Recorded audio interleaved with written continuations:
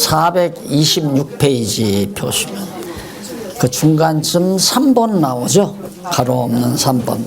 나라의 재림. 나라의 재림이란 말은 나라 사역을 하시는 예수 그리스도의 재림을 뜻하는 거죠. 나라 재림을 통해서 하나님의 나라 재림을 통해서 바로 메시아가 성취된 구약의 언약이 성취된 내용이다. 자, 여기서 한마디 더 확인하고 넘어갈 대목은 지금 여러분들께서 지금 확인하고 있는 성경신학 개론, 성경 개론은 전부가 다 창세기에서부터 요한계시록까지 여호와 하나님을 계시하는, 그걸 계시하기 위해서 언약하신 메시아가 왔다고 증거하는데, 그 증거를 통해서 바로 예수가 그리스도라는 걸 증거하는 내용이죠. 지금 여기도 보면 누가복음도.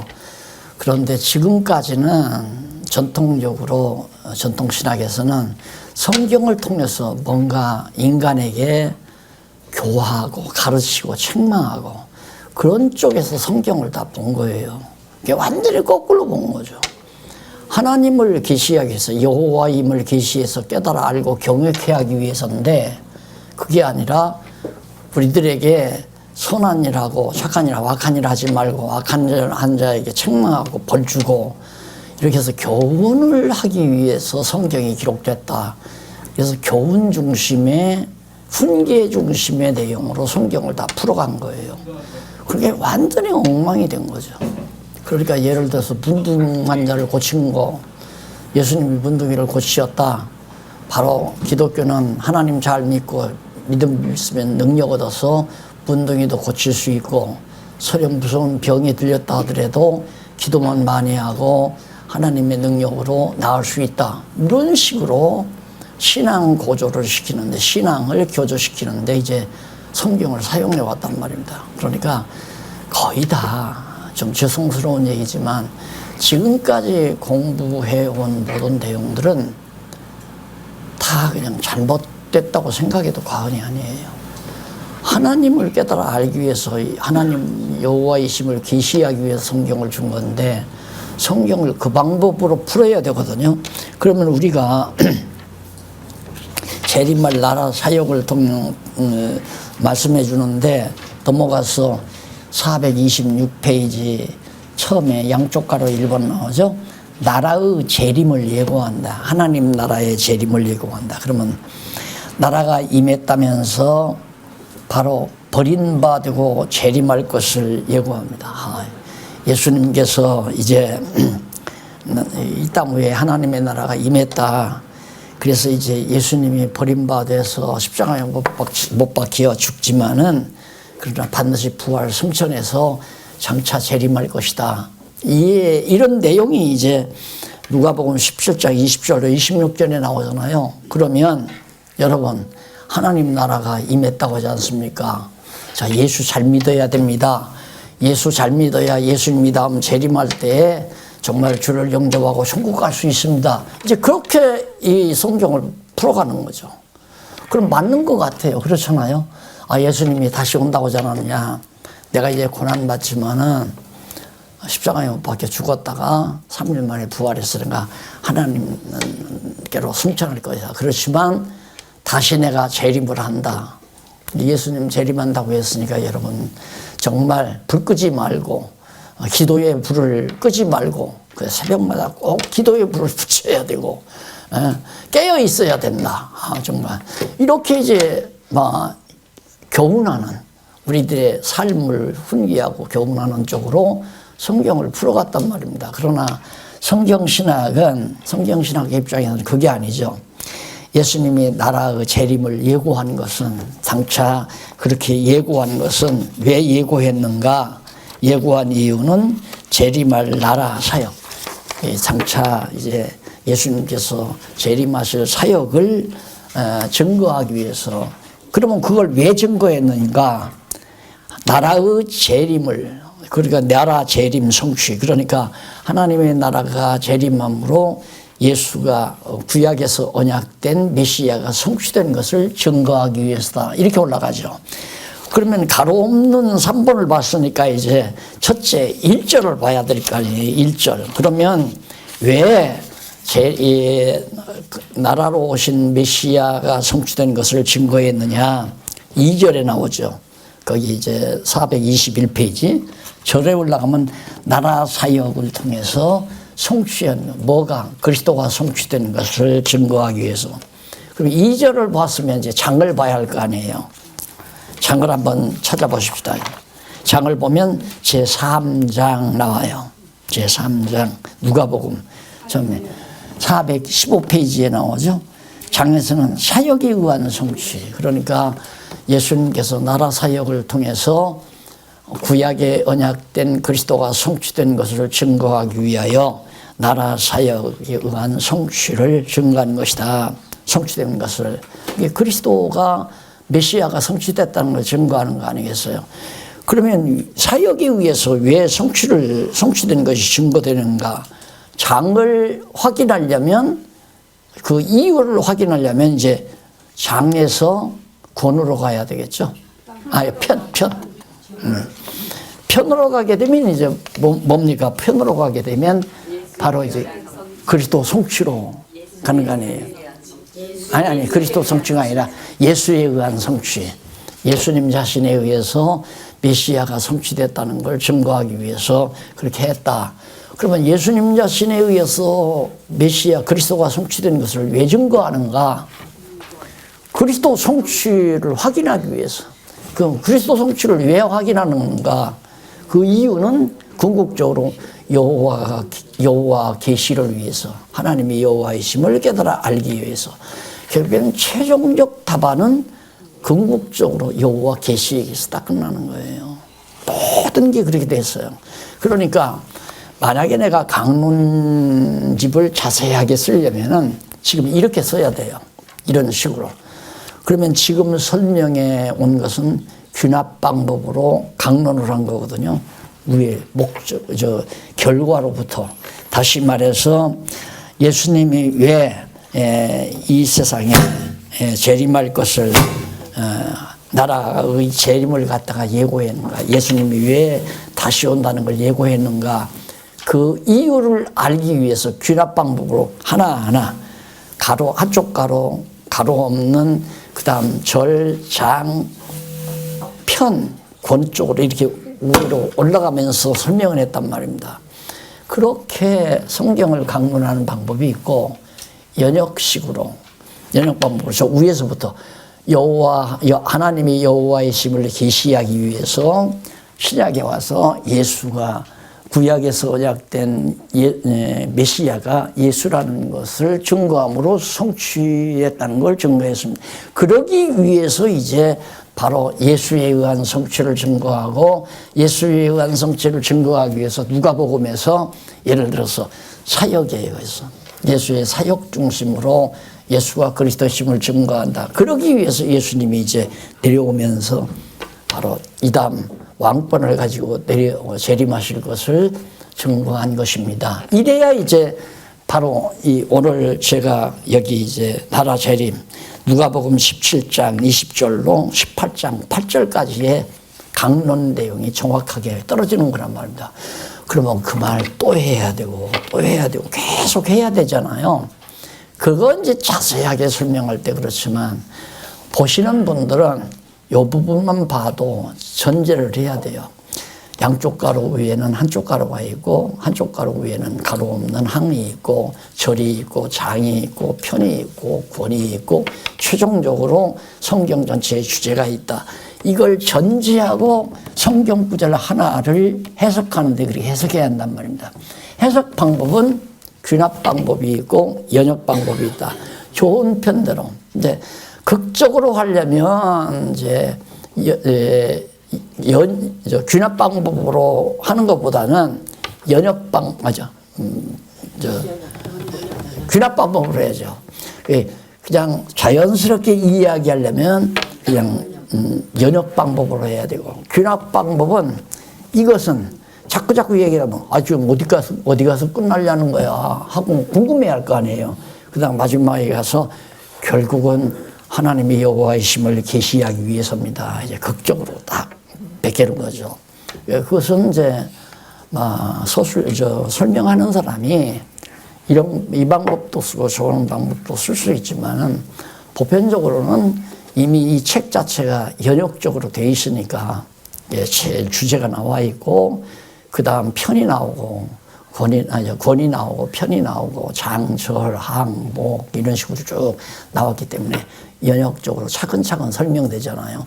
그렇기 때문에 앞에서 이미 나온 얘기는 언급하지 말고 바로 이제 주제 밑에 내용 보십시오. 예수님께서 나라가 임했다면서 버림받고 재림할 것을 예고하지 않습니까? 그러니까 나라의 재림을 예고한다는 주제가 맞는 겁니다. 맞죠? 거기까지 설명한 거예요. 그럼 그걸로 설명이 끝났느냐? 궁극적으로 결론은 최종적으로 올라가서 여호와 계시, 여호와 하나님이 살아계시다는 계시를 목적으로 한 겁니다. 그러니까 예수님이 재림한다는 예고 자체도 하나님이 여호와이심을 계시하신 것이다. 이해가 가시죠, 이제. 성경이 이렇게 세상에 될 줄이 어떻게 알아요? 기가 막히잖아요. 이걸 내가 어떻게 억지로 맞추느냐 이 말입니다. 이게 맞추려면 이거 맞았다. 이거 맞췄다고 해서 맞춰지는 게 아니잖아요. 그러면 요한은 본성을 중심으로 했다. 그러면 그 많은 요한복음 그 20장 가까이 21장까지 나오는데 그 21장 모두가 다 본성을 중심으로 해석이 돼야 돼요. 설명이 돼야 한단 말입니다. 그럼 그거 뭐 완전히 억지로 갖다 꽤 맞춘다면 말이 되겠어야 안 되죠. 그래서 정말 성경의 진리라는 얘기죠. 이 논리적 구조라는 것이 그만큼 우리 성경신학에서는 중요하게 취급한다. 한 말씀 더 드리고 지금 본문으로 넘어갑니다. 자, 그 다음 재림 주인 사역. 재림에 대한 주인이 누구냐? 예수님이 주인이죠. 그 밑에 한쪽 가로 2번 나오잖아요. 주인 사역에서 주인의 권세를. 예수님이 바로 재림의 주인이다. 나라 사역이니까 주인 아니에요. 그러면서 주인의 권세를 증거하는데 19장 28절 40절 나귀 새끼를 타고 입성함으로 주인의 권세를 행사하였다. 예수님이 나귀 새끼를 왜 겸손하셔서 나귀 새끼를 타고 왜 가셨다? 겸손하셔서 나귀 새끼를 탔다. 나 그런 얘기 많이 들었어요. 그러니까 그건 성경을 아전인수격으로 갖다 푸는 거예요. 왜 그러냐면 나귀 새끼를 탔단 말은 표적이에요. 선지자가 이미 왕이 입성하실 때 나귀 새끼를 탔도다라고 구약 선지자가 예언했어요. 그러니까 예수님이 만약에 새끼를 내가 어떻게 안타깝게 타 필리핀에 갔더니만 그 안내자가 나귀 타는 데로 말 타고 뭐 어디 화산으로 가는 데를 거기로 안내를 하더라고요. 그런데 말들이 잘 못 먹어요. 비리비리 말랐는데 그거 타고 올라간다는 게 정말 야 내가 왜 이 짓을 해야 되나 그거 타고 화산 가서 보야 뻔한 건데 뭐 연기 좀 모락모락 올라오고 뭐 푹 패이고 그거 보러 정말 그 불쌍한 나귀 빼빼 말아 나귀를 탔어도 그렇게 안타까운데 예수님이 그것도 애미도 아니고 새끼를 타고 다 왕이다. 새끼를 타고 가는 이유는 선지자가 나귀 새끼를 타고 왔다고 했기 때문에 새끼 타고 올라가야 예수님이 왕이로구나. 그 다음 또 하나는 호산나 막 만세 부르잖아요. 그 호산나라고 하는 것은 왕에게 부르는 찬양이란 말입니다. 그러니까 나귀 새끼를 타고 예루살렘 올라갈 때 많은 사람들이 옷을 깔고 호산나 찬양을 부른 것은 예수님이 바로 나라의 권세를 가지신 왕이다. 이걸 예수님이 증거하기 위해서인데 나처럼 당신들도 겸손하게 새끼를 타고 다니라 애미 타고 다니지 말고 그런 교훈을 주기 위한 게 아니란 말이에요. 그리고 이렇게 막 아이들도 나와서 막 예수님 찬양하지 않았습니까? 만세를 부르고 우리들도 오직 예수님에게 주님에게 찬양 돌리고 살아야 됩니다. 이런 식이 과거 설교식이죠. 그러니까 그런 것 덕분은 믿음이 자라날 수가 없죠. 안 돼요. 여호와 하나님은 살아계시다는 게 확실히 증거돼야죠. 이것도 내가 그런 내용을 잘 생각해서 그렇게 요리해야 되겠다고 이렇게 끼워 맞췄으면 모르지만 성경에 있는 대로 하잖아요. 순서대로. 그 19장 41절로 48절도 성멸할 예언, 성전, 성정화, 주인의 권세. 이 예루살렘의 성 다 멸망시킨다. 그리고 성전에서 장사하는 사람들은 막 책망하잖아요. 내 아버지 집이라고. 하나님이 세우신 나라라 이 말이에요. 막 주권 행사, 권력 행사. 거기가 어딘데 예루살렘 성전이 완전히 바리새인들, 장로들이 다 주관하는 곳인데 거기를 막 가서 예수님이 막 책망을 하고 난리하잖아요. 또 주권을, 왕권을 드러내기 위해서 권세의 성질 및 출처를 밝히라는 대적들의 요구가 너 그런 권세 어디서 났느냐 이 말이죠. 하나님의 아들의 권세라는 거예요. 나라의 권세예요. 자, 그런 식으로 성경을 그리스도 중심으로, 여호와 중심으로.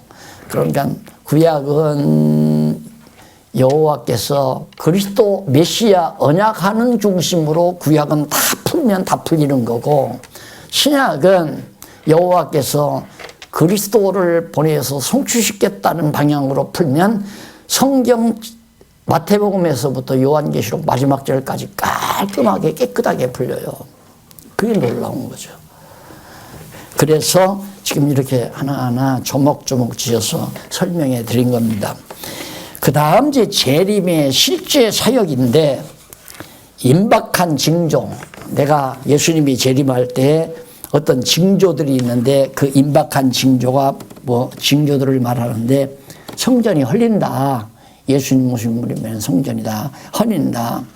그러니까 하나님의 나라가, 예수님 오셨잖아요. 승천하셨단 말입니다. 오순절에 성령 임하죠. 성령이 임해서 교회가 이루어지잖아요. 교회가 세워지잖아요.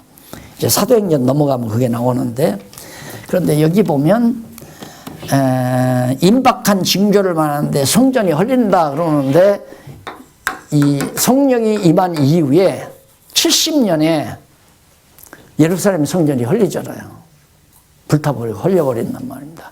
이것이 하나님 나라가 임할 징조다 이 말이죠. 쉽게 말하면 하나님 나라가 여기 교회가 세워질 징조다. 그러니까 하나님 나라가 임한다고 하는 말은 예수님께서 임한다는 뜻이, 왜? 교회는 머리가 예수 그리스도가 교회의 머리니까. 그게 교회가 세워졌다는 것은 그리스도가 머리로 계시다는 얘기거든요. 그러면 예수님이 안 보이는데 어떻게 해요? 성령으로 와 계시잖아요. 성령으로 교회 머리 드신 그리스도께서 교회를 세워가고 교회를 성장해 해가고 교회로 하여금 무장시키고 싸우게 하고 이렇게 해서 이제 최종 승리를 거두게 하시는 거거든요. 그래서 바로 그 재림의 징조가 성전을 잇고 맞아떨어졌잖아요. 구체적인 징조로는 전쟁과 재난과 핍박. 그 당시에 예수님 승천하고 나서 이 무렵에 온갖 전쟁도 재난도 재앙, 흉년 이런 것들도 많이 있었다는 것이 역사가들의 증거입니다. 그 다음에 이제 21장 20절로 24절에 보면 멸망의 징조와 주의할 것 환난 기간에 대해 증거합니다. 멸망의 증거. 이제 132년에서 5년까지, 135년까지, 이때 이제 예루살렘이 완전히 망하잖아요. 그리고 이제 환란 시대가 오는 거예요, 환란. 사실 이게 환란의 시작이죠. 두 번째 환란이니까. 이게 셋째 화가 요한계시록에 임하잖아요. 이 화가 지금도 계속되는 거예요. 지금 현재도 지금 이스라엘은 전쟁의 도가니에서 한때도 전쟁 안 할 데가 없잖아요. 지금도 나라를 세웠지만 그게 언제 끝나느냐 하면 이방인의 구원의 수가 끝나면, 이방인 교회가 끝나면 이제 유대인 구원 시대가 와요. 이때 가서야 환란이 끝나요. 엄밀히 말하면 예수님 다시 오셔야, 이때 오셔서 이제 천년 왕국 시대에 이제는 모든 이 세상의 고통과 고난, 재난 다 끝나고 정말 천년 동안 무죄 시대가 열리니까, 그래서 이 시대가 바로 유대인들이 겪는 환난의 시대라고 하는 것을, 그게 바로 예수님 재림의 징조. 이때 재림.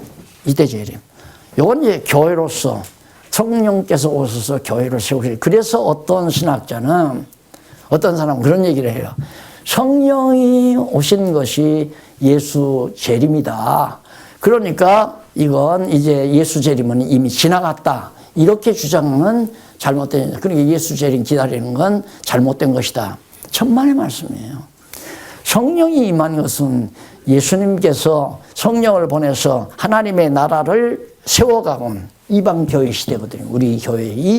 이것이 이제 예수님께서 성령으로 우리에게 오셔서 세상 끝날까지 같이 하실 거거든요. 근데 이때는 처음에 성천하실 때 구름 타고 오시는 것처럼 그때 직접 오셔서 완전한 성숙된 그런 죄 없는 무죄 시대를 열어갈 것. 그게 첫 아담에게 언약하신 대로 성취해 주기 위한 겁니다. 그런 시대가 와지는 거죠. 그러니까 이중 재림이 아니라 재림하시는 방법이 여기서는 성령으로 임하셨고, 이때는 부활하신 예수 그리스도가 실제로 구름 타고 임하시는 거고, 그 차이가 있다는 것만 이해하시면 됩니다.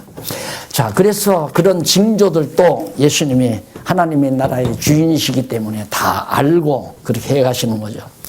그 다음 재림의 징조 증거가 하늘과 땅에 있을 인간의 인자무, 예수 그리스도의 재림할 징조들, 무화과나무, 이게 이제 바로 예수님 재림할 징조로, 재림의 날이 몇 덧같이 임한다. 갑자기 이때 임할 때는. 그러니까 지금 앞에서 말하는 것은 이때를 말하는 거고, 이 뒤에서 말하는 건 이때를 말하는, 이때 재림을 말하는 거예요. 재림의 징조가 이때 재림의 징조와 이때 재림의 징조, 그렇게. 그 다음 이제 제3절 대속사역의 성취이거든. 그러면 예수는 그리스도니까, 그리스도 증거 내용이 지금 복음서 아니에요? 그리스도라면 속죄주가 돼야 되잖아요. 하나님의 아들이니까 죄를 속해주는. 그러니까 예수란 말이 여호와는 구원이시다라는 뜻이라고 그랬죠. 그러니까 구원을 시키려면 죄의 권세로부터 건져내야 되잖아요. 그러니까 반드시 그리스도라는 사실, 하나님 나라의 주인이신 그리스도를 증거하려면은 당신이 속죄주 역할을 하셔야 돼요. 대속주 역할을. 그래 택한 백성들의 죄를 용서해서 하나님 나라 백성으로 삼아주는 일들이 22장에서 24장까지 나오죠. 첫째는 제물의 준비. 예수님이 이제 대속제물이 되셔야 돼요. 그래서 22장에서부터 23장 25절까지는 제물의 준비를 위해서 유월절 사역을 하시고, 그다음 마지막 유월절 행사를 마친 다음 최후 제자들을 격려한 다음에 희생의 과정, 이제 제물로서 죽어야 되잖아요. 그 과정이 어떻게 희생제물로 순환을 겪죠. 붙들려가서 정말 뺨 맞고 옷 벗기고를 당하고 욕먹고 정말 수치와 고난을 당하십니다. 그리고 나서 무죄한 제물의 정죄, 예수님은 아무런 죄가 없는데 예수를 죽이라고 정죄해서 십자가에. 그러니까 제물은 정결한 제물이지만은 우리 범죄한 백성의 죄를 제물에다가 전가해서 제물을 죽이잖아요. 그런 것처럼 무죄하신 예수 그리스도에게 하나님의 택한 백성들의 죄를 전가시켜서 정죄하는 그런 장면이 이제 25절까지 나오고, 대속 후 제사 성취, 이제 실제로 제사를 지내는 겁니다. 그게 23장 26절로 24장까지. 첫째, 제사의 실제 사역. 어떻게 끌려가서 십자가에 순환을 당하고 죽어서 무덤에 장사되고, 그 다음 대속사역의 완성. 어떻게 죽고 3일에 부활하는 것. 우리의 죄를 위해서 죽고 우리를 의롭다기 위해서 다시 살지요. 그러니까 죽어서 부활했다고 하는 것은 우리를 구속했다는 확실한 증거입니다. 그 다음에 이제 성령 보내실 것을 성령의 약속과 승천, 성령 보내신다는 약속하고 예수님이 승천하는 것으로 이렇게 해서 누가복음이 바로 사역이 끝나요. 이것은 예수님이 3년 동안 사시면서 행하신 생활의 시간의 수순대로 쭉 나온 거예요. 아들 사역, 나라 사역, 대속 사역. 이렇게 해서 예수가 그리스도의 심을 증거함으로 그리스도가 성취됐다는, 구약의 언약이 성취됐다는 확증을 우리에게 보여주는 거죠. 그러니까 적어도 이렇게 누가복음 하나가 딱 마치면, 그래서 이제 여러분 강론집에 보면 이런 중대한 가로 없는 거나 항이나 아니면 절 이런 거 마치게 되면 여기서 다시 한번 어떻게 하면서 이제 이 연결고리를 이어주겠다 하면서 나오잖아요. 지금 그 얘기예요. 올라가고 해서 결국 그리스도 성취는 구약의 언약대로 이루어진 것을 말하려고 한다. 그 범주를 잡아서 그렇게 해가는 겁니다. 그러니까 이런 책은 못 봤거든요, 지금까지. 이 어떤 도서관에도 이런 책은 없죠. 이렇게 쓴 책은 없잖아요. 그러니까, 모르는 양반들이 우리 교회 다니시던 권사님인데 지금은 여기는 안 계시지만은, 아이고, 책을 보니까 그냥 한 말 또 하고 그런다고. 그게 얼마나 중요한 얘기인지 모르니까 그런 얘기를 하죠. 공연히 책 두께 넓히려고 한 말 또 하고 한 게 아니에요. 그렇게 매번 한 구절 설명하고도 그렇게 설명해야 되고, 한 구절 설명하고도 여호와 계시로 올라가야 되고, 다 그래야 되는데, 그러면 강론집이 20권 정도가 아니라 200권이 될 수도 있죠. 그렇잖아요. 근데 그렇게 쓸 필요가 없죠. 책을 제가 설명한 대로만 이해하고 읽으시면. 이게 줄기가 있는 거니까. 보세요. 여기 분명히 사과나무가 이렇게 사과나무가 있어요. 가지가 뻗었어요. 그 가지에 이렇게 나왔어요. 근데 여기에 사과가 하나 딱 열렸는데, 이 사과를 설명하려면 올라가 보고 가지 올라가고 하니까 결국은 이게 사과나무라. 사과나무에서 사과가 열렸구나 설명이 되잖아요. 이 과정을 권, 장, 절, 항, 목 등등으로 해서 쭉 이렇게 논리를 잡아놓은 거란 말입니다. 그러니까 위에 건 모르면 이 열매가 열렸네, 이 무슨 열매일까? 이걸 설명하려면 열매가 어떻게 해서 열렸나? 나무가지에서 하나 줄기가 나오더니만 거기서 열매가 열리는구나. 이렇게만 설명하면 나뭇가지 하나 갖다 땅에다 꽂아놓고 거기에서 가지가 뻗어서 열매 맺기를 바라는 거나 똑같은 거죠. 여기까지 가서 줄기가 나오고 이 뿌리가 있는 살아있는 나무에 붙어 있어야 열매를 맺는다고 예수님도 그랬잖아요. 나는 포도나무요, 너희는 가지다. 가지가 포도나무에 붙어 있지 않으면 아무것도 할 수 없느니라. 너무 분명하지 않습니까? 그런데 무슨 자유의지가 있느니 내 마음대로 하느니 그거 아니라면. 그러니까 내가 돌감남나무에 붙어 있으면 돌감나무 열매가 맺고, 내가 참감남나무인 그리스도에게 붙어 있으면 그리스도의 열매인 성령의 열매를 맺고 사는 거고.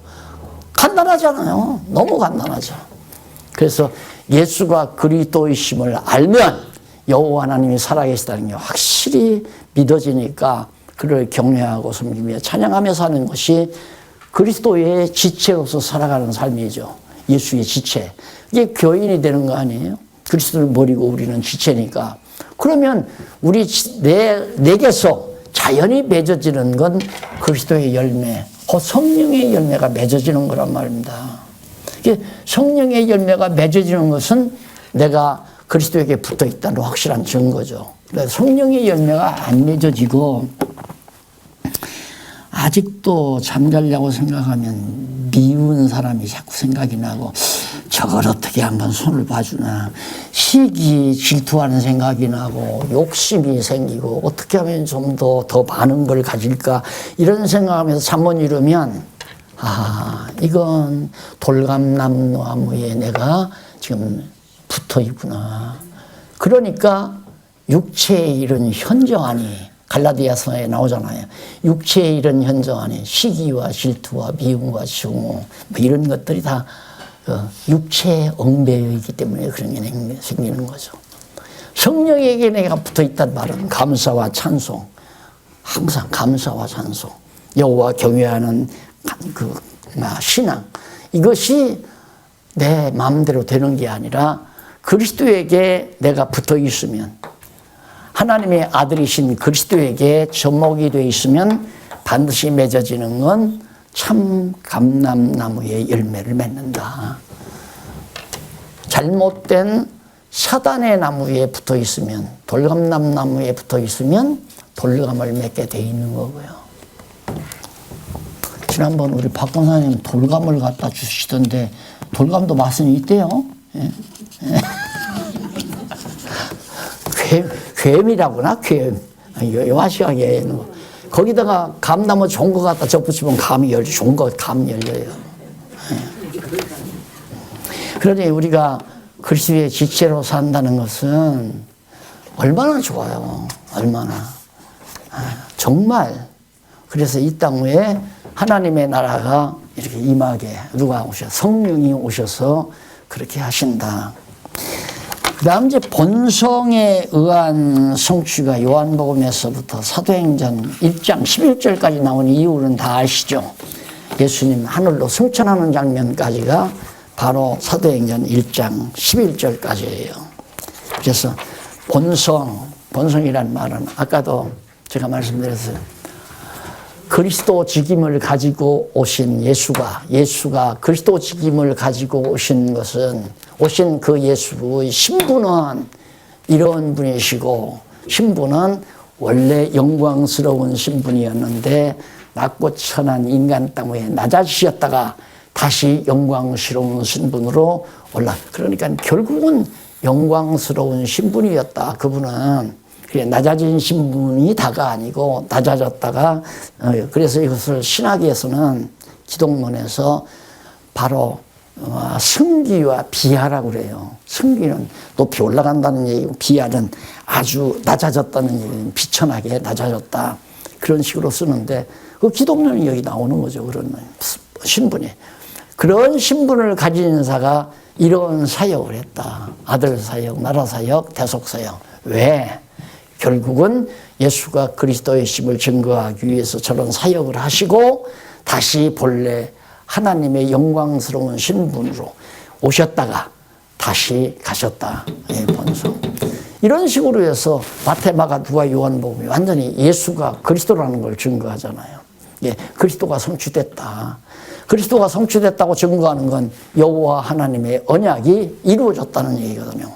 그럼 언약이 이루어졌다는 얘기는 여호와 하나님 살아계시다는 거구나. 그 이상 더 정확한 증거는 이 세상에 없어요. 믿음이라고 하는 것은 하나님의 존재가 확인이 돼야 되거든요. 존재가 확인이 안 되니까 참말로 살아계시나. 가게에 나가서 장사를 하는데 그날 어떻게 아침에 기도를 하고 나왔는데 장사가 잘 됐어요. 진짜 하나님 살아계신가 보다. 그래요. 그 다음날 기도를 더 열심히 하고 나오는데 웬걸? 장사가 안 돼. 반절도 안 돼. 진짜 하나님 살아계시나? 이게 이제 보통 성도들의 신앙생활의 형태란 말입니다. 믿었다, 믿었다. 믿었다, 믿었다. 믿어졌다, 안 믿어졌다. 내가 생각하는 대로 되면 하나님 살아계신 것 같고, 안 되면 안 살아계신 것 같고, 내가 병나면 하나님이 날 안 살아계신 것 같고, 병나고 건강하게 살면 하나님이 살아서 나를 돌보아주신다. 그렇게 믿고. 그러니까 그건 가상을 믿는 거죠. 가상. 확신하는 신앙이 아니라. 근데 성경을 깨닫고 나면 그런 일은 없잖아요. 1500년 걸려서 써진 성경인데 말라기까지 쓸 때는 아브라함부터 한 예수님 때가 1500년인데 말라기 선지자가 한 4세기경이라면 한 1100년 동안 그렇게 기록된 거란 말입니다. 앞서 1100년 동안 내가 메시아 보내겠다, 그리스도 보내겠다라고 언약을 했는데 딱 그 예수님 오셔서 성령 임할 때까지 한 3, 40년 동안에 정말 예수가 그리스도로 왔다는 게 너무 확실하게 증거됐고요. 증거됐고. 그리고는 성령이 오시더니만 지금까지, 그러니까 지금 우리의 눈앞에 이렇게 교회가 서지는 것만 봐도 아, 여호와 하나님 살아계시구나. 이 증거예요. 그러니까 나는 지금의 이 세상에 있는 교회를 이걸 어떤 목사의 이권단체로나 여기서 무슨 높이 성공하는 거나 여기서 자기 막 입지를 굳히는 곳이나 이런 것이 아니고 세워진 하나님의 나라 교회를 보면 아, 여호와는 그리스도를 보내주신 언약대로 그리스도를 보내주신 여호와가 살아계시다는 확증으로 보이는 거죠. 그러니까 지금도 우리 눈앞에 하나님 살아계시다는 확증이 보여지잖아요. 예수님께서 내가 내 몸된 교회를 세우겠다고 그랬는데 성령분에서 지금 세워져 갔으니까 그러면 예수님이 교회 세우겠다고 예언하시니 약속하신 이유는 뭐냐면 교회가 세워지면 내가 그리스도인 줄 알라. 교회 머리 대신 그리스도가 난 줄 알아. 믿어라 그 말이에요. 그러니까 교회를 보면 아, 예수는 정말 그리스도이시다. 그렇게 믿으면 어떻게 목사가 교회를 세워서 제 마음대로 다 먹고 살고 다 교회를 세워서 지산 만들고 제 아들 주고 세습시 이런 장난을 왜 하겠느냐 이 말이에요. 해지지를 않는 거죠. 그래서 뭐 이거 다 가져가려고 뭐 아까도 그런 얘기 아 가져갈 때면 다 가져가라지. 갖다가 어디다 놓게. 가져다 어디다 자기 안방에다 놓게 이거 다 떠다가 아유, 어리석은 생각들만 그렇게 다 하니까 답답한 거예요. 이런 걸 보면 내가 그랬잖아요. 저 모름길 돌아보다가 저 건물을 딱 보면 아 이거 하나님께서 그냥 뚝 떨어뜨려서 길갈의 돌무더기로 봐야 된다. 길갈의 돌무더기라고 하는 것은 여호와 하나님께서 언약하신 대로 가나안 땅 들여보내려고 요단강 가둬줬다는 확실한 기념비안이에요. 그러니까 돌무더기만 봐도 아 하나님의 언약이 이루어졌구나. 아브라함과 이삭과 야곱에게 언약하신 언약이 그대로 이루어졌다는 증거의 표말로 비석으로 돌무더기를 만들라고 했으니까. 근데 나는 저기 돌무더기죠. 정말 하나님께서 예수 그리스도를 통해서 교회를 세운다고 하시더니만 말씀 가르치다가 보니까 결국에는 이렇게 교회가 됐고 교회가 되다 보니까 우리들의 주말 별장으로 저 건물을 지었는데 돈이 있어서 진 게 아니라 하늘로부터 떨어진 거란 말입니다. 왜? 내가 그리스도다 그거 증거하기 위해서. 잘 보죠? 그래서 눈이 달라요. 제 눈하고 저 양반들하고 눈이 다르다고. 저 양반들은 저게 황금덩어리로 보이고 저는 저걸 보면 돌무더기로 보이는데 아 예수님의 언약이 이루어지는 현장이다. 하나님의 말씀 아니었으면 어떻게 몇백 명이 보이고 몇백 명이 모여서 우리들의 주말 별장하자고 저걸 적겠느냐 말입니다. 돈도 없는데. 하나님께서 지켜야 한 거거든요. 왜? 보면 볼 때마다 여호와 하나님의 살아계심을 믿어라. 확증해라 하는 얘기죠. 그러니까 저것도 여호와 살아계시다는 증거로 내 눈에는 보이는 거죠. 그러면 저것만 그런가? 여러분이 살고 있는 아파트도 마찬가지예요. 서울에 올라올 때 맨유목 지고 올라왔잖아요. 부모 잘 만나는 사람은 재산 가지고 올라오는지 모르지만. 그래서 요한복음에 보면 먼저 천례와 하늘로부터 내려온 신성이라는 말은 하나님의 속성이라 이 말입니다. 천례의 신성을 통해서 이루어졌다.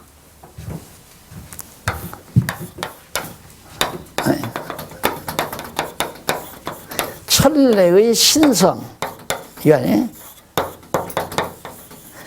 이 천례의 신성을 통해서 성취된 것이 증거된다. 메시아 성취된 것이 증거된다 그 말이에요. 왜? 메시아는 하나님이 육신을 입고 우리 가운데 거하셔야 되니까. 그러니까 여호와께서 예수란 말이 여호와란 말이 들어가 있다고 그랬죠. 여호수아 그것도 여호와는 구원이시다 그런 말이거든요. 예수도 여호와는 구원이시다. 그러니까 예수가 여호와가 우리를 구원하기 위해서 인간의 몸을 입고 오신 분이 바로 그리스도다 이 말이죠. 그러니까 어디서 왔느냐? 하늘에서 왔다. 하나님 보좌에서, 하나님에게서부터 온 정말 신성을 가지고 하나님께로부터 오므로 바로 메시아가 성취된 것이 증거되는 것이 요한복음이다 그 말이에요. 그러면 첫째 철대의 신성을 했는데 구주의 신성, 구주란 말은 죄에서 우리를 구원해 주시는 구속주라는 얘기죠. 그러면 하늘로부터 왔는데 구주로부터, 즉 그리스도의 신성이다. 구주의 신성의 증거, 뭘로 증거할 수 있느냐? 신성을, 구주의 신성을 증거하는데 태초에 있는 말씀이 본체와 능력과 본질 나오잖아요.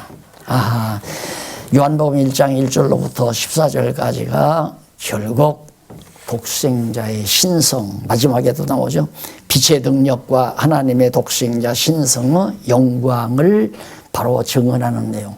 그 말은 뭐냐면 예수님이 신이다, 하나님이다 이 말이죠.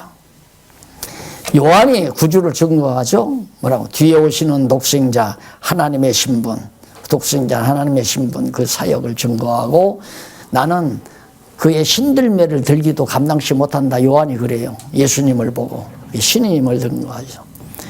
그리고 구주의 권능도 빌립과 나다나엘로 믿을 수 있게 신적 신분을 증거하는 내용입니다. 물로 포도주를 만들어서 증거하고 아버지 집을 정결케 해서 성전 막 책망하잖아요. 이게 여기 어딘 줄 알고 이름들아 우리 아버지 집이다 하고 책망했잖아요. 거기서는 이제 예수가 하나님의 아들 신성임을 증거하는 거고, 구주의 권능도 보여주죠. 권능. 아까 그 성전 책망하는 거. 그 다음 구주의 사역 하시는 일이 있는데 구주의 임무, 성령으로 거듭나 영생 얻게 해준다. 예수님께서 그러겠다. 성령으로 거듭난 자는 영생을 얻게 하려고 내가 왔다. 아들을 보내면 구주를 믿고 구원을 받게 하려는 것이다. 아들을 보낸 거예요. 요한복음 3장 16절에 나오잖아요. 하나님이 세상을 이처럼 사랑하사 독생자 하나밖에 없는 아들을 세상에 보내신 이유는 택한 백성으로 하여금 믿는 자마다, 믿는 택한 백성들로 하여금 구원을 얻게 해주려고 왔다. 그런데 이 성경을 그렇게 보는 게 아니라 하나님이 세상을 사랑해서 그리스도를 보냈으니까 누구든지 예수를 믿으면 구원 얻는다. 우리가 믿어야 됩니다. 우리가 믿어야 됩니다. 자꾸 그렇게 말하는 거예요. 근데 그 본문은 그게 아니라 믿게 해서 구원 얻게 하려고 예수님이 왔다 그 말이에요. 우리들은 뭐 하라는 얘기가 아니거든요. 그런데 끊임없이 과거 목사님들은 성경을 읽고 여기서 뭘 성도들에게 하라고 강조를 해야 되는가. 그걸 찾으니까 자꾸 강아지 코에는 냄새 나는 것만 자꾸 보이듯이 설교가의 눈에는 자꾸 교인들에게 이래라 저래라 하는 것만 보이는 거예요. 그러니까 성경을 제대로 못 보는 거죠. 구주의 표적 증거도 거기 나오고요. 구주의 심판, 구주니까 마지막 최종 심판도 메시아는 심판권을 가지고. 그 다음 생명의 본질에 대해서 본질로서 성취합니다. 생명의 본질. 그래서 생명의 특성을 증거하는데 생명의 양식, 예수 그리스도의 말씀으로 오신 예수 그리스도를 먹으면 영원히 죽지 아니하는 양식. 그 양식의 표적을 알게 하려고 우리들이 막 한 5,000명 모였는데 오병이어로서 막 먹고 배부르게 만들었잖아요. 자꾸 막 예수님 어디 나타났다 막 점점 사람들이 자꾸 모여요. 그러면 요즘 같으면 사람들이 자꾸 모이니까 야 장소 비좁다. 주차장 내가 그 짓을 했으니까 주차장 좁다. 야 땅도 사서 주차장 늘리자. 왜? 더 많이 모이게.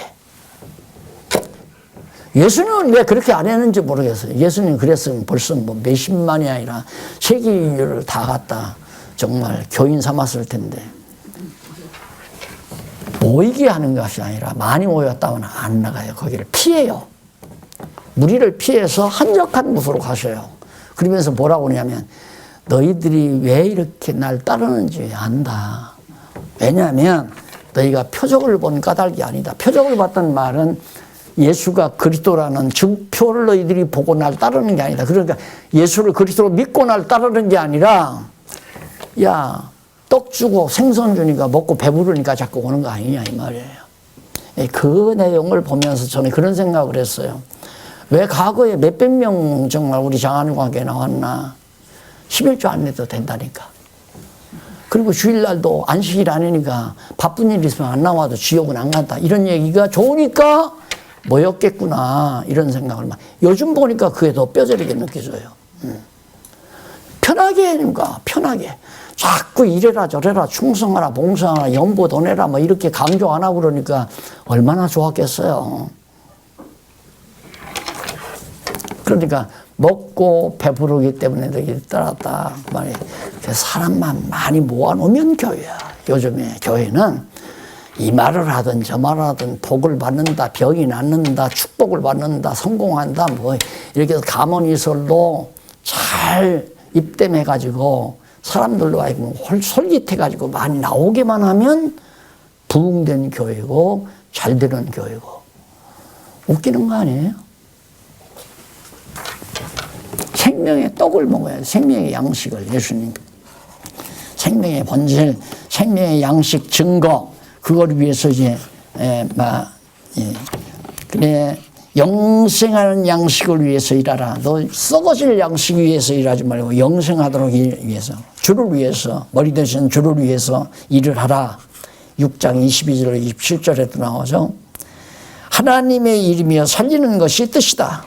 믿는 것이 뭐냐? 믿는다는 게 뭐냐? 그것이 하나님의 일이며 믿는 것이 내가 믿고 있는 것이 하나님의 일이고 생명을 살리는 그런 진정한 뜻이다.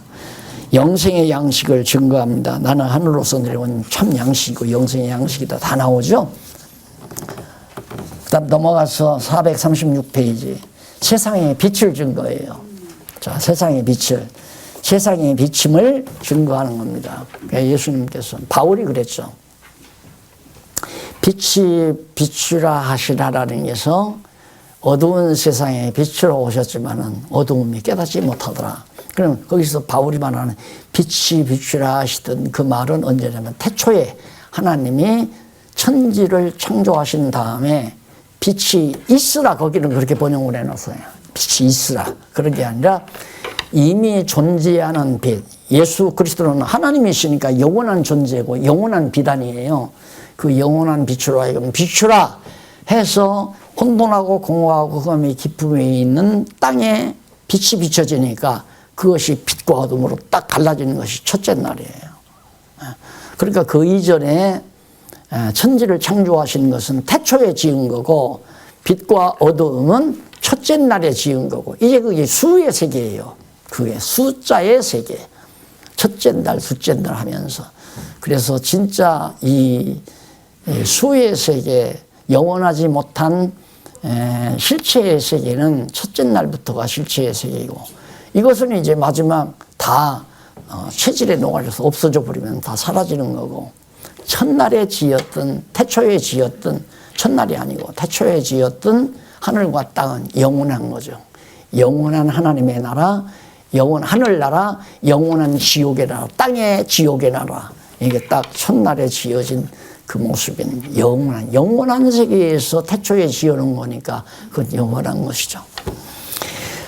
자, 그 다음에 이제, 세상의 빛을 증거하면서 세상의 비침을 말하고 거기 보면 가늠한 여인을 고소하죠? 가늠한 여인을.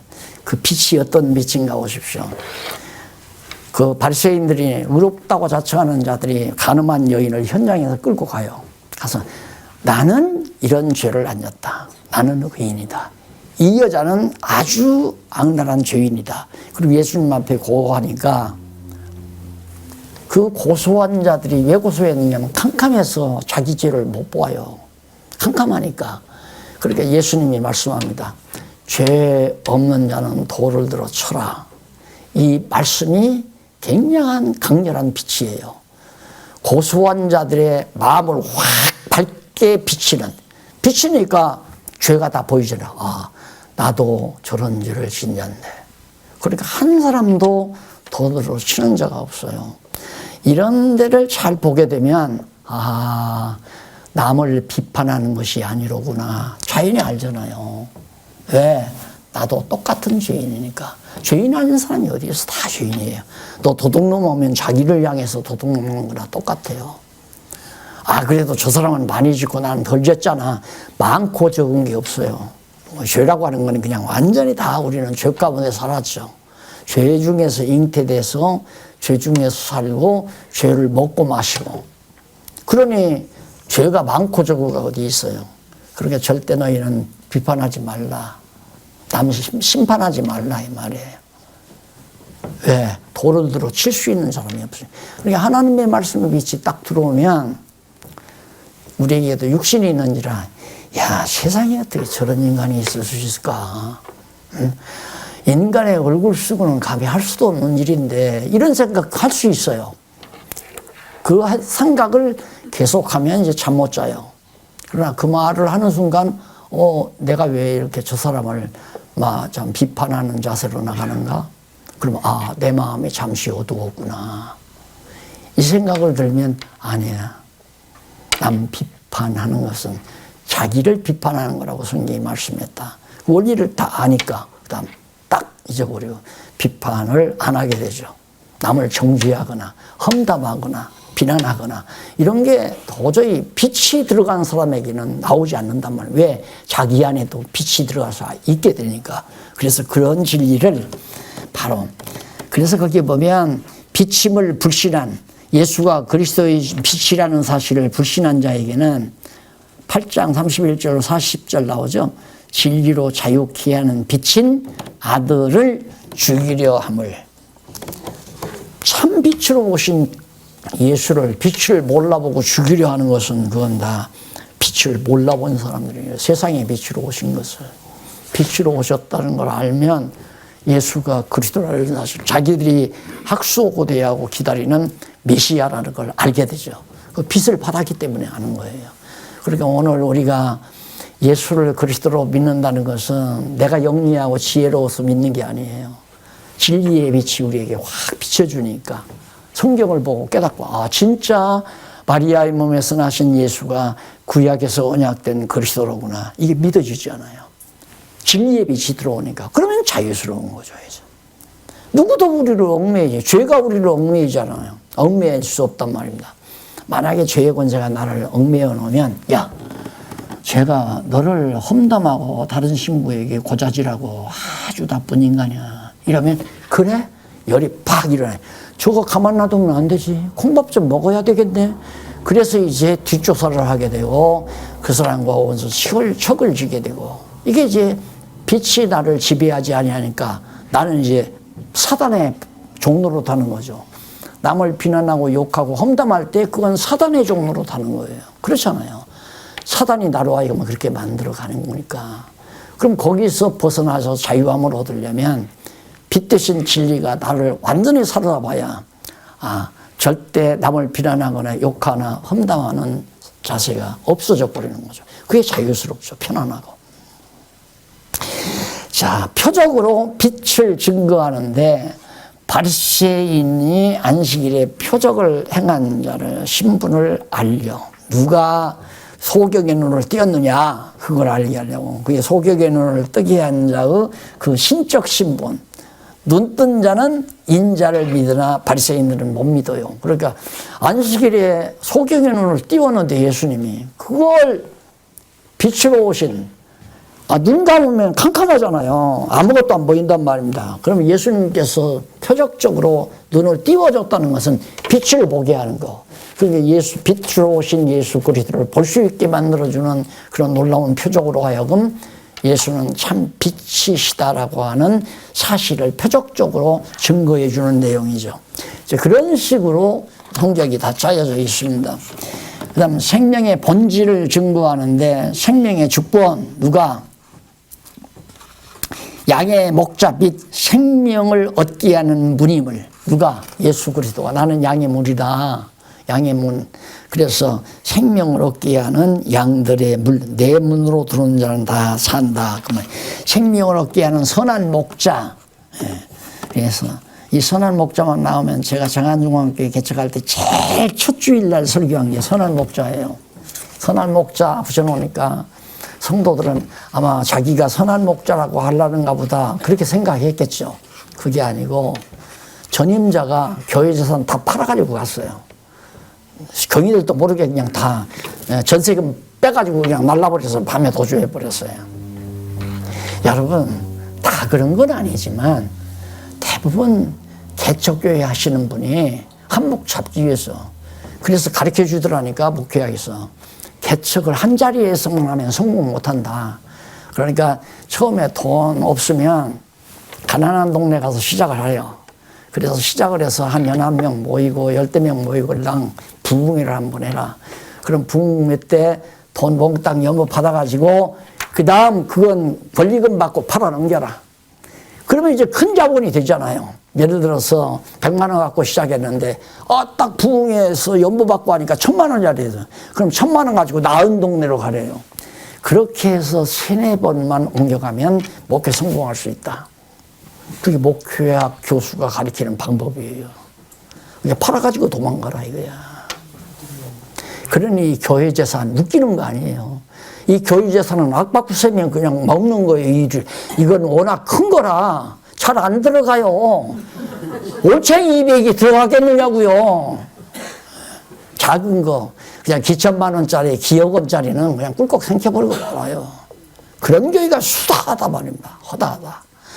그래서 이걸 그렇게 못하게 해놨더니만 내가 다 가져가려고 한다 했으니까 답답한 거죠. 자, 그 다음 이제 보십시다. 어디 하다가 또 옆뒤로 가서 그 얘기했어요. 예수님의 생명의 주인이다. 예수님의 생명의 주권을 가지고 있고 능력도 보여주고 그래서 생명의 능력을 보여주기 위해서 나사로 병 낫게도 하고 죽은 나사로 살리기도 하고 그래서 생명의 능력, 부활 및 생명의 주를 믿으면 영원히 안 죽고 산다. 나사로의 죽음 상편이죠. 나사로의 죽음. 근데 이 마리아 마르다가 이제 자기 동생 나사로가 병들어 죽게 됐어요. 그러니까 빨리 연락을 했어요. 연락을 해서 지금 나사로가 죽게 됐으니 빨리 오랍니다. 마리아와 마르다는 예수님을 잘 뒷바라지 해줬잖아요. 그러니까 그 말만 하면 예수님이 얼른 올 줄 알았죠. 오기만 하면 나사로가 살아날 줄도 믿었고. 그런데 예수님이 그 말 듣고는 가자 그러고 가더니만 중간에서 충구려요. 시간을 자꾸 보낸다 이 말입니다. 왜 그러시나. 이렇게 와서 그냥 늦춰가지고 이렇게 오니까 마리아가 이제 나왔어요. 마중 나와서 빨리 오셨으면 동생이 안 죽었을 텐데. 그리고 하잖아요. 그리고 이제 언니한테 마르다한테 예수님 오셨다니까 야 너나 나가봐라 그 말이죠. 왜 이렇게 늦게 오냐 이게 죽기 전에 와야 살려내는데 근데 예수님은 도리어 죽기를 기다리고 온 거예요. 이유가 왜? 죽은 자를 살려내는 능력이 자기에게 있음을 알게 하려고. 그래서 딱 가니까 마르다가 화가 나가지고 아마 볼이 이만큼 나왔을 거예요. 왜 소식 들어서는 빨리 오지 않았습니까? 이런 거죠. 예. 나사로가 죽어서 지금 사흘이 돼가지고 무덤에다 향사에 냄새가 붕붕 납니다. 죽은 것이 아니라 잔다. 역정내는 소리. 화를 돋구는 얘기를 하잖아요. 죽어서 지금 썩어서 무덤에 들어갔는데 잔다는 거예요. 그 예수님이 가서 살려냈잖아요. 나사로야 일어나라고. 그래서 생명의 주인이 당신이라는 사실을 예수님이 그 표적을 보고 해줬는데 여러분 잘 믿기만 하면 죽을 자도 살려냅니다. 여러분 히스기야도 보십시오. 기도하니까 뭐 15년 연장해 주지 않았습니까? 기도는 만능입니다. 이런 식으로 가르쳤단 말입니다.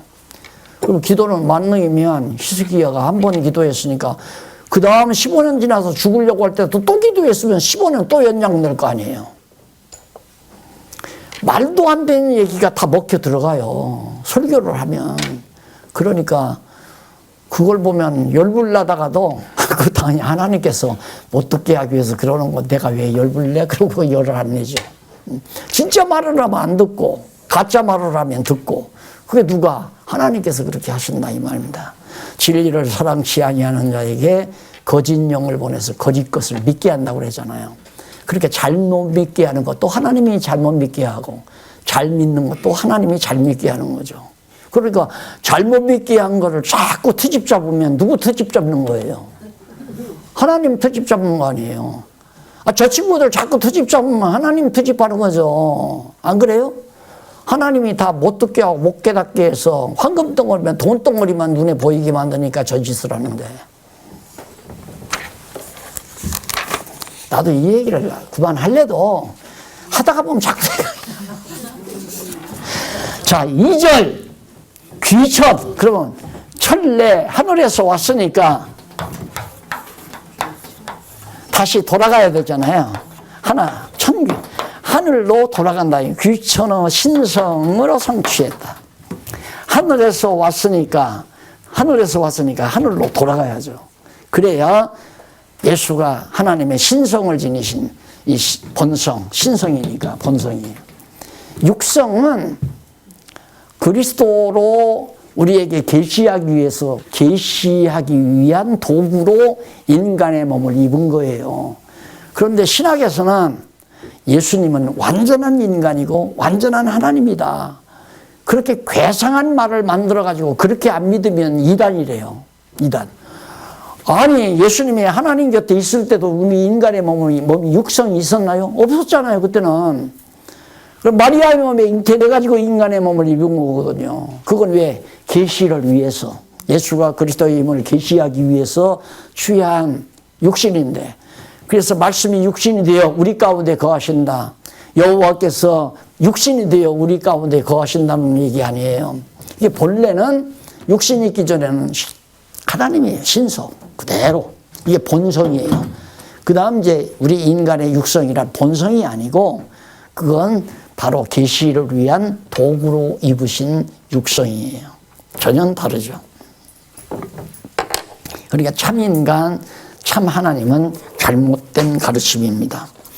그래서 귀천을 귀천의 예비로 성취하시는 내용인데 각종 증거로 예비하는데 각종 증거가 뭐냐? 표적으로 증거하고 말씀으로 증거하고 예언으로 증거하고 세 개가 딱 나오잖아요.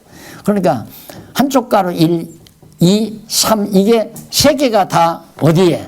각종 증거, 각종 증거라고 하는 이 말 속에 다 들어가잖아요. 각종이란 뭐냐? 표적, 말씀, 예언 이런 각종 증거를 통하여 뭘? 하늘로 가실 준비를 하신다 이 말이에요. 이게 논리예요. 이렇게 하는 게 논리. 그 다음 한쪽 가로 2번 제자 격려로 예비. 제자들을 격려하심으로 하늘로 갈 준비를 하신다. 뭘로?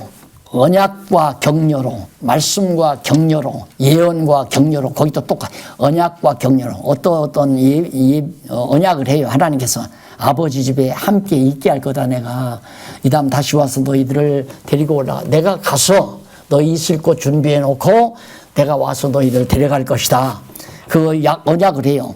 그 다음 아버지와 하나임을 믿으라. 나와 아버지 하나님은 하나다. 둘이 아니다. 아들 있고 아버지 있고 따로따로가 아니라 나와 하나님은 하나다.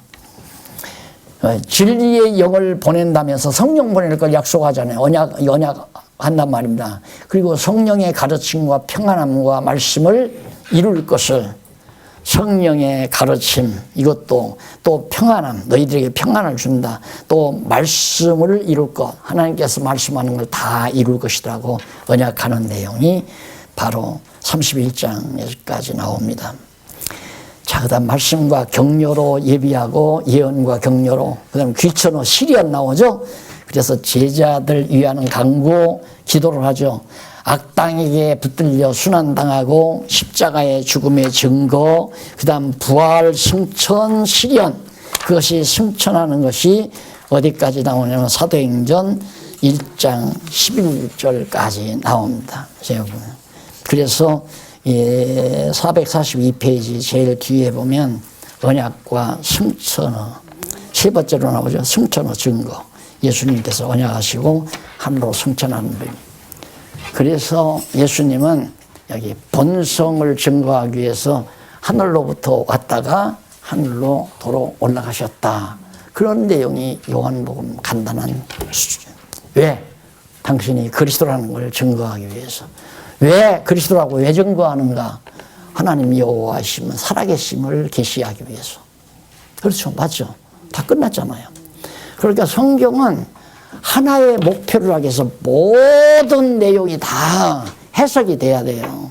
그래야 하나의 주제, 논리적인 통일성, 구조적 통일성이 딱 이루어지잖아요. 그래서 나는 이 성경의 논리를 평면적이거나 직선적 논리가 아니라 입체적인 논리라고 그래요. 입체적인 논리. 입체, 원입체, 원뿔입체. 왜 추리 같은 거, 이제 막을, 감자막 같은 거 칠 때도 이렇게 되잖아요. 이 뿔 만들어 놓고 나무를 들여서 뱅글뱅글 이제 해서 막을 만들죠. 이런 거나 똑같아요. 결국 여호와 하나님 계시를 위해서 오병이의 역사를 한 것이나 바다 위를 걷는 것이나 예수님 재림하는 것이나 모든 성경의 내용들이 결국 단계 올라가면 여호와 살아계시다라는 것을 증거하는 것으로 성경이 딱 정리가 된다. 5분 형보였습니다. 요한복음까지 끝내고 다음 시간에는 사도행전부터 공부하도록 약속을 드리면서 기도하십시다. 하나님 아버지, 이 값진 보화 어떻게 발견케 하셨는지 지금도 하나님의 은혜에 감동하지 않을 수 없습니다. 이 귀한 보화를 함께 나눌 수 있어서 더 행복합니다. 앞으로 주님의 몸된 교회가 정말로 아름다운 교회로서 많은 영혼들에게 빛이 될 수 있도록 역사하시옵소서. 예수님 이름으로 기도드립니다. 아멘.